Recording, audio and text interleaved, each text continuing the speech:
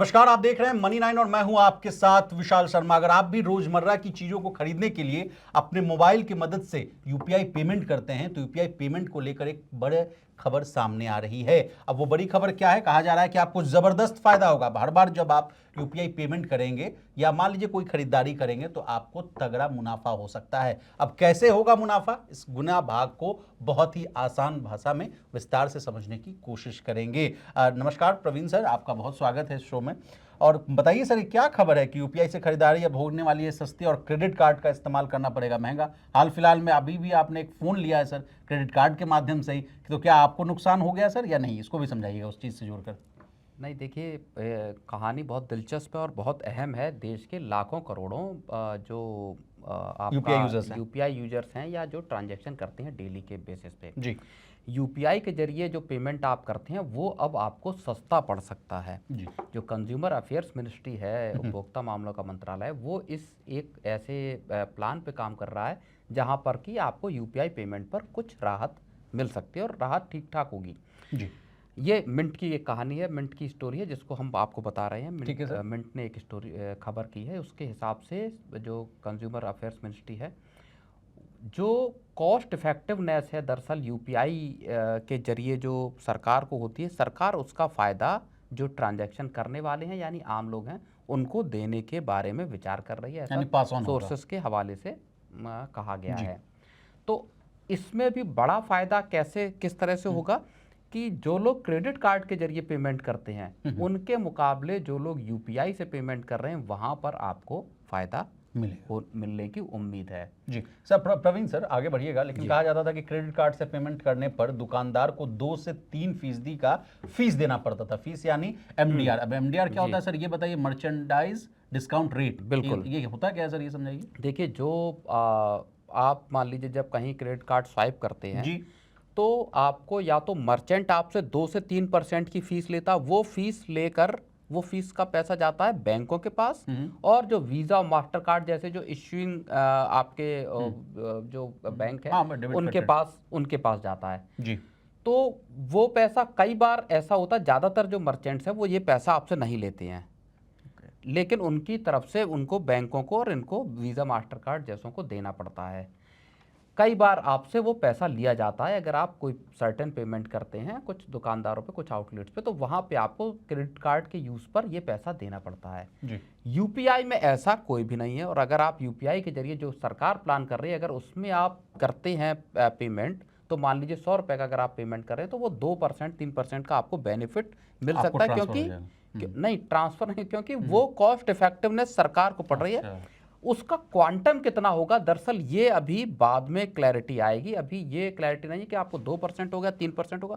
एक तो चीज़, यूपीआई पे कोई एमडीआर नहीं है, किसी भी तरीके का आपका एमडीआर नहीं है। तो क्या जो 2% 3% का मान लीजिए जो क्रेडिट कार्ड पर लग रहा है वो सीधा बेनिफिट मिल सकता है, या जो उसका कॉस्ट जो ओवरऑल अगर आप सरकार उसका आकलन करेगी और उसमें कुछ निकल के आता है, मान लीजिए 2% हो या 1.5% हो या 2.5% हो, वो क्या फ़ायदा कंज्यूमर्स को मिल सकता है ये देखना होगा। लेकिन इसको यूपीआई ट्रांजैक्शंस को सस्ता करने की सरकार प्लान कर रही है, और ये अगर अमल में आया तो देश के जो लाखों करोड़ों लोग हैं उनको फ़ायदा होगा। ऐसे समझ लीजिए कि पूरा FY जो 25 है, पिछला पूरा 1 साल, उसमें यूपीआई ट्रांजैक्शंस वैल्यू के हिसाब से अगर हम देखें तो वो 42% बढ़े हैं।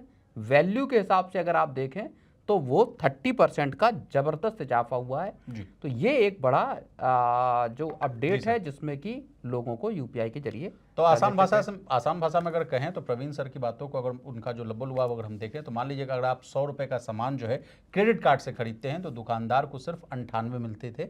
यूपीआई में ये फीस बिल्कुल भी नहीं लगती है। अब 2 रुपये का फायदा यूजर को मिल सकता है, ऐसा हम कह रहे हैं, क्योंकि मिंट की एक खबर है, उसके बिहाफ पर हम लोग ये बात कह रहे हैं। अब यूपीआई ट्रांजैक्शंस के फायदे की बात आपसे कर ली गई सर, लेकिन हाल फिलहाल में एक और खबर आती रहती है सर कि शटडाउन हो जाता है। जैसे मैं भी फंस गया था सर, मेट्रो गया और मेट्रो का कार्ड जो है रिचार्ज करने गया, उस समय पता चला कि शाम को यूपीआई पेमेंट ही नहीं हो पा रहा है सर। ऐसी भी चुनौतियां आती हैं, उस समय भी कहा जाता है, और ये बहुत लाइमलाइट में आ जाती है। हाल फिलहाल के वक्त में 2-3 दफे हाल फिलहाल के वक्त में ऐसा 2-3 बार हुआ है जबकि आपका यूपीआई पेमेंट्स अटके हैं लोगों के, और एनपीसीआई की तरफ से भी इसको लेके बयान आया था कि वो इस पे काम कर रहे हैं सर्वर्स पे जब एक्सेस लोड हो जाता है, क्योंकि वही बात है कि 42% अगर वॉल्यूम ग्रोथ है और 30% की वैल्यू ग्रोथ है, तो आप इसका अंदाज़ा लगाइए कि 5 रुपये से लेके और हज़ारों रुपए तक के लोग ट्रांजैक्शंस यूपीआई के जरिए कर रहे हैं, चाहे मर्चेंट्स पर कर रहे हो, चाहे आप इस तरह की सर्विसेज हो मेट्रो की हो या दूसरी, या खाने पीने की चीज़ें हों, तो वहाँ पे लोगों का बड़े लेवल पर अब जो खर्च है वो यूपीआई के जरिए हो गया है। और बड़ी बात यह भी है कि बहुत सारे लोगों ने, बहुत बड़े पैमाने पर लोगों ने जी। जेब में वॉलेट रखना छोड़ दिया, एकदम छोड़ क्योंकि दिया सर, मैं खुद नहीं रखता कैश। एग्जैक्टली तो ये एक बड़ा बदलाव है जो यूपीआई के जरिए दिखाई दे रहा है। क्या सरकार इसका फायदा देगी आप आम लोगों को, जी।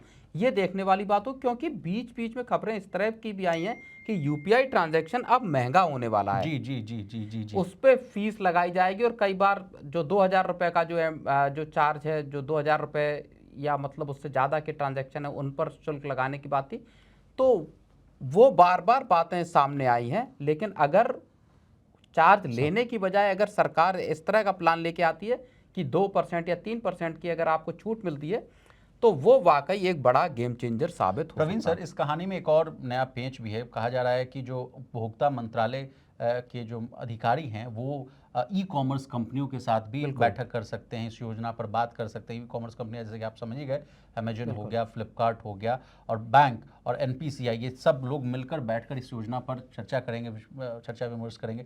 हो सकता है सर कि जून में भी मीटिंग हो सकती है। तो ये ई कॉमर्स कंपनियों को क्यों शामिल किया गया है, और एनपीसीआई और नहीं, ई कॉमर्स पे सबसे ज़्यादा पेमेंट ई कॉमर्स पे होते हैं। ई कॉमर्स साइट्स के साथ एक बात और है जो समझनी होगी कि वहाँ क्रेडिट कार्ड पर आपसे कोई एमडीआर नहीं लगता। किसी भी यूजर को जब आप सामान खरीदते तो आपको कोई एडिशनल पेमेंट नहीं करना पड़ता। ये पेमेंट्स मोस्टली आपको करने पड़ते हैं जब आप किसी आउटलेट पे जाते हैं, वहाँ से आप पेमेंट करते हैं, तब आपसे सर्टेन प्रोडक्ट्स पे 2% या 3% का एमडीआर मांगा जाता है कि ये तो बैंक को देना है। मतलब मैं आपको बताऊं, मैंने पिछले महीने ही मोबाइल लिया था, जो मोबाइल वाले पे तो नहीं लगा क्योंकि वो मैंने ऑनलाइन लिया था ई कॉमर्स से। लेकिन अगर आप जैसे मैंने टायर गाड़ी के चेंज कराए थे, तो वहाँ पे अगर जब मैंने कहा कि क्रेडिट कार्ड से पेमेंट कर देता हूँ, तो उन्होंने 2% का फीस बताया, बोले आपको इतना पेमेंट करना होगा। और वो सब्सटेंशियल, बिल्कुल, तो वो सब्सटेंशियल अमाउंट था। फिर मैंने यूपीआई के जरिए पेमेंट किया। अच्छा। तो ये फर्क है। अगर इसी वजह से क्रेडिट कार्ड से पेमेंट करने को बिल्कुल यूपीआई के मुकाबले मुश्किल रहा है। चलिए, यूपीआई का जो जलवा है उसको भी समझ लेते हैं जाते जाते। देखिए, पिछले साल 2024-25 की बात करूं तो यूपीआई के 185 अरब ट्रांजैक्शंस हुए, जिसकी कुल वैल्यू, जैसा कि प्रवीण सर ने बताया, कि 260.56 लाख करोड़ थी। पिछले 3 सालों की बात की जाए तो उसमें 26 करोड़ नए यूजर्स जुड़े हैं प्रवीण सर, और 5.5 करोड़ नए दुकानदार जो हैं वो यूपीआई से जुड़ते हुए नजर आ रहे हैं। 2024 तक लगभग 45 करोड़ लोग यूपीआई का इस्तेमाल कर चुके हैं। तो ये रही यूपीआई की कहानी, यानी बड़ा फायदा आपको होने वाला है। बहुत जल्द मीटिंग के बाद पता चल जाएगा सर कि आगे की जो तस्वीर क्या है। तो प्रवीण सर, आपका बहुत शुक्रिया। इसी तरह देश, दुनिया और बिजनेस जगत से जुड़ी तमाम ताजा तरीन खबरों के लिए बने रहिए हमारे साथ और देखते रहिए मनी9।